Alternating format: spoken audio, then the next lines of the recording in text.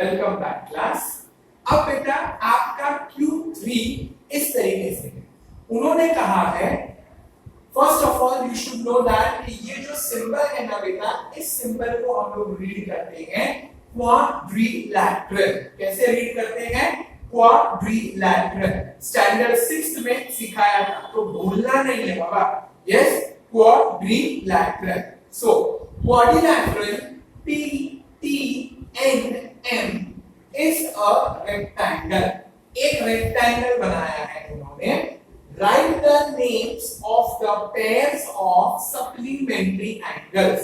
और आपको सिर्फ और सिर्फ नाम लिखने हैं कि कौन कौन से एंगल्स सप्लीमेंट्री होंगे। अब बेटा अगर आप थोड़ा सा ध्यान दो तो सप्लीमेंटरी इसका मतलब हमें ऐड करना पड़ेगा मेजर्स को और आंसर लाना पड़ेगा 180 डिग्री। करेक्ट? यहां पर आपको कोई भी मेजर दिखता है क्या? कोई भी डिग्री का साइन दिया है या मेजर दिया है तो आप ऐड क्या करोगे? यही तो सबसे बड़ा क्वेश्चन है। हम ये समझ गए कि एक रेक्टेंगल है, हम ये भी समझ गए कि ऐड करके 180 डिग्री आना चाहिए, बट ऐड क्या करूं? नंबर तो दो, नंबर ही नहीं दिया उन्होंने। और तब मैंने थोड़ा सा सोचा, यस मैंने सोचा और मैंने क्वेश्चन को फिर से रीड किया, ध्यान से रीड किया और मैंने रीड किया quadrilateral PTNM is a rectangle। ये जो वर्ड है ना बेटा, ये बहुत इंपॉर्टेंट है मेरे लिए। क्या सर? रेक्टेंगल मतलब क्या इंपॉर्टेंट है? फोर्थ स्टैंडर्ड में, थर्ड स्टैंडर्ड में सीखते थे, वही तो कह रहा हूं। जब फोर्थ स्टैंडर्ड और थर्ड स्टैंडर्ड में सीख चुके हो तो फिफ्थ स्टैंडर्ड का कंसेप्ट कैसे भूल गए?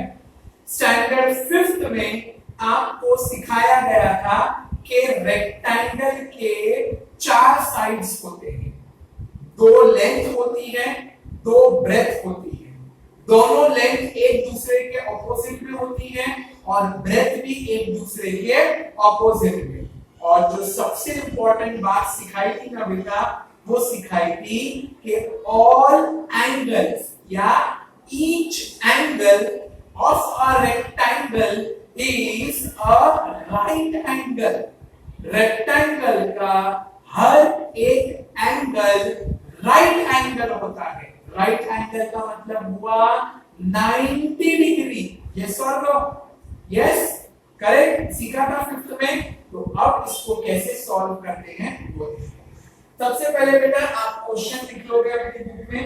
After that using scale and pencil right somewhere on the center of the page not more than 4 to 5 lines. You will be drawing a rectangle using scale and pencil. Name it P T N M।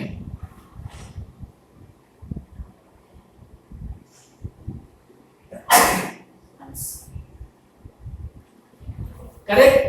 अब बेटा इस symbol को क्या कहते हैं? Right angle का symbol. Yes, हम लोगों ने स्टैंडर्ड 6 में triangles and types of triangles में सीखा था। स्टैंडर्ड 6 में कंस्ट्रक्शन में परपेंडिकुलर बाइसेक्टर में सीखा था। अब बेटा यहां पर पहले एक प्रॉपर्टी लिखी जाएगी और वो प्रॉपर्टी होगी इस तरह की, that is property.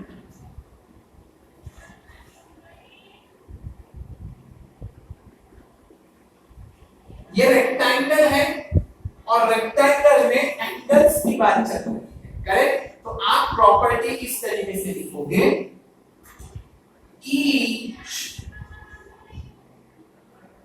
Angle of a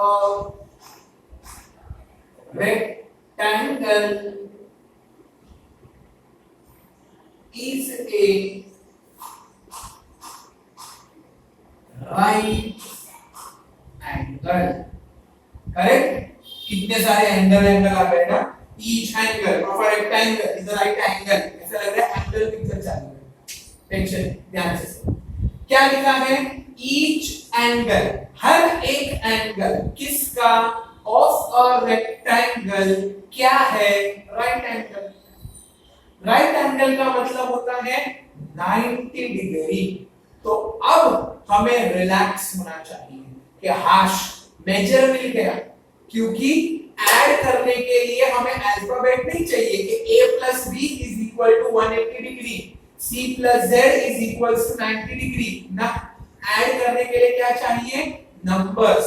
और जब आप राइट एंगल बोलते हो तो राइट एंगल का मतलब भी होता है 90 डिग्री, और 90 डिग्री का मतलब होता है 90 नंबर का ऐड कर सकते हो, करेक्ट। तो अब बेटा आपको क्या करना है देख लो, राइट द नेम्स, आपको खाली नाम लिखना है, सॉल्व नहीं करना है, नाम नाम, ठीक है। अब आप ध्यान दें, इतना लिख लिया आपने, करेक्ट। अब आप लिखोगे नाउ, एक बात तो कंफर्म है बेटा कि रेक्टेंगल में चारों एंगल 90 डिग्री के होते हैं, दैट इज 90 90 90 90, करेक्ट। इसका मतलब आप कुछ भी ऐड करो, कोई भी दो मेजर ऐड करो, आपको आंसर कितना आने वाला है, 180 डिग्री, करेक्ट। यस, आप P और N को ऐड करो, 90 प्लस 90 180, आप M और N को ऐड करो, 90 प्लस 90 180, आप T और M को ऐड करो, 90 प्लस 90 180। ये क्यों हो रहा है, because each angle of a rectangle is a right angle, और जब राइट एंगल है मतलब वो 90 डिग्री है, और जब 90 डिग्री है तो 90 प्लस 90 ही आपको 180 डिग्री देगा। इसीलिए आप अब लिखोगे major angle P and major angle T, correct. फिर major angle T and major angle N, फिर major angle N and major angle M, फिर major angle M and major angle P। अब बेटा ऐसे आप कहां तक जाओगे मेरे को बताओ, ठीक है। आप अभी आपने क्या किया, आपने सिर्फ 2 लिया, दैट इज P को T के साथ ऐड किया, T को N के साथ ऐड किया, N को M के साथ ऐड किया, करेक्ट। अब आप P को N के साथ ऐड कर सकते हो, P को M के साथ ऐड कर सकते हो, ऐसे आपको और ना जाने कितने मिलेंगे। तो हम यहाँ पर क्या यही सब करने बैठे हैं, नहीं।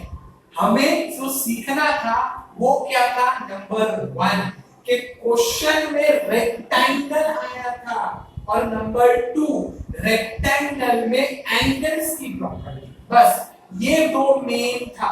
इसीलिए तो उन्होंने बोला राइट द नेम, खाली नाम लिखने को बोला, सॉल्व करने को नहीं बोला। क्यों, क्योंकि वो भी जानते हैं अगर बच्चे ने रेक्टेंगल पकड़ लिया और अगर बच्चे ने एंगल पकड़ लिया तो वो समझ जाएंगे कि रेक्टेंगल का हर एक एंगल होता है 90 डिग्री, और जब 90 डिग्री है तो फिर उसको ऐड करने के लिए एक और 90 डिग्री ही मिलेगा।